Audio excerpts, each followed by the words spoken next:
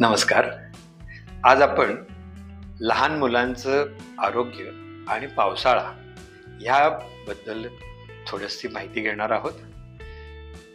पावसाळ्यामध्ये सर्वच लहान मुलांचे छोटे छोटे आजार हे नेहमी वाढतात. आपल्याला माहिती आहे की सर्दी, खोकला, ताप किंवा पोट बिघडणं, जुलाब होणं, उलट्या होणं यासारखे लहान मुलांना छोटे मोठे आजार हे सतत छोट्या बाळांना होत असतात. प्रत्येक वेळेला अशा वेळेला अँटीबायोटिक्सचा वापर करायचा का, हा आजकालचा एक मोठा गहन प्रश्न आहे. कारण आज भारताला एकीकडे पूर्ण जगाची फार्मसी असं म्हटलं जातं. जगातली सगळ्यात जास्त औषध उत्पादन कंपन्या ह्या भारतामध्ये आहेत.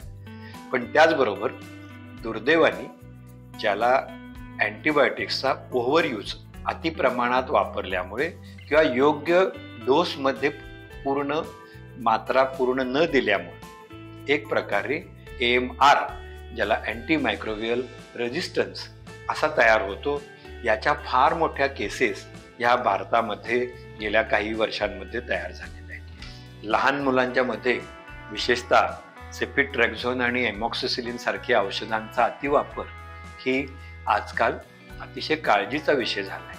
बऱ्याच वेळेला लहान मुलांचे तज्ज्ञ पेडियाट्रिशियन्सना सुद्धा याच्या सततच्या वापरामुळे मुलांना रेजिस्टन्स येऊन त्यांची पोटं बिघडणे, ते पुन्हा पुन्हा आजारी पडणे आणि सतत त्यांना हायर अँटीबायोटिक्स वापरायला लागणे ही एक प्रकारे समस्या त्यांनाही भेडसावत असते. ह्यापासून आयुर्वेदाला काही करता येईल का, आयुर्वेदीय औषधांचा ह्याच्यात काही वापर करता येईल का, ह्याचा जर विचार केला तर आपल्याला असं म्हणता येईल की छोटी छोटी जे सर्दी, खोकला किंवा ताप ह्याच्यासारखे तक्रारी असतात त्याच्यामध्ये आपण सुरुवातीला सीतोपलादी चूर्ण किंवा सूक्ष्म त्रिफळा, आयुर्वेद रसशाळेचं व्हॅसोसिन किंवा होपिंग कप मिक्सचर किंवा तापासाठी पारिजात फुटी, त्रिभुवन कीर्ती अशी कितीतरी छोटी मोठी औषधं ही छोट्या प्रमाणात अतिशय सुरक्षितपणे लहान मुलांच्या मध्ये वापरता येतात. अर्थात यांचे योग्य प्रमाण हे त्या आयुर्वेद तज्ज्ञांच्या सल्ल्यानेच घेणं हे आवश्यक आहे. याचबरोबर एक आयुर्वेदातलं विशिष्ट औषध म्हणजे बालचतुर्भद्र सायरप. हे बालचतुर्भद्र काढा या नावाने मूळ ग्रंथांमध्ये जरी उपलब्ध असलं तरी आयुर्वेद रसशाळेनं बालचतुर्भद्र सायरप हे लहान मुलांना गोड सहजासहजी घेता येईल, पॅलेटेबल असेल असं बाजारामध्ये कित्येक वर्ष आणलेलं आहे.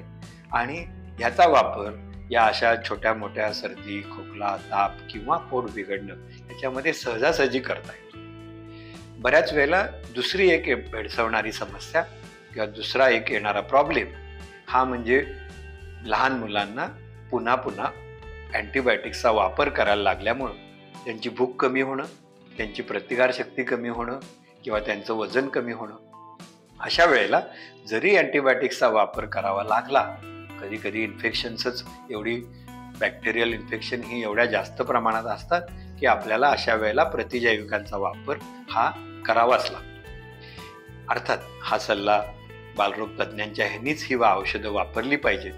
पण ह्या औषधांचे डोसेस पूर्ण झाल्यानंतर त्यावेळेला जेव्हा मुलांची भूक कमी झालेली असते, त्यांची प्रतिकारशक्ती कमी झालेली असते, ती वाढवण्यासाठी द्राक्षासव, पंचकोलासव, सुवर्णमालिनी वसंत, च्यवनप्राश अशा अनेक छोट्या मोठ्या औषधांचा, अनेक आयुर्वेदीय औषधांचा योग्य प्रकारे वापर आपल्याला निश्चित करता येईल. एवढंच नाही तर काही औषधं जर पूर्ण पावसाळ्यामध्ये सुरुवातीला जेव्हा पावसाळा सुरू होतो आणि ऋतूचा बदल होतो, कारण उन्हाळ्यातून पावसाळ्याकडे जेव्हा येतो त्यावेळेला अतिशय उष्णता आणि हळूहळू तापमानातला बदल, त्याचबरोबर आर्द्रतेतला बदल आणि ह्या सगळ्याचे मुलांच्या ह्याच्यावर होणारे परिणाम हे जास्त करून कफजन्य सगळे आजार तयार होतात.